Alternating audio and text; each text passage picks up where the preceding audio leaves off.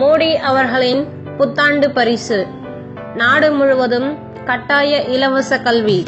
அனைத்து தனியார் பள்ளி கல்லூரிகள் அரசுடைமை ஆக்கப்படும்.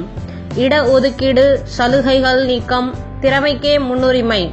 குடும்ப கட்டுப்பாட்டு சட்டம் அமல். 2 குழந்தைகள் உள்ள பெற்றோருக்கு கட்டாய குடும்ப கட்டுப்பாடு அறுவை சிகிச்சை. 18 வயது வந்த ஆண் பெண்களுக்கு 6 மாத கட்டாய ராணுவ பயிற்சி. நாடு முழுவதும் பொது சிவில் சட்டம் அமல்.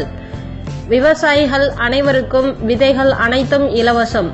நதிகள் தேசியமயமாக்கல். நதிகளை இணைக்க 1 லட்சம் கோடி ஒதுக்கீடு. தீவிரவாதம் தடுப்பு புதிய சட்டம் அமல்.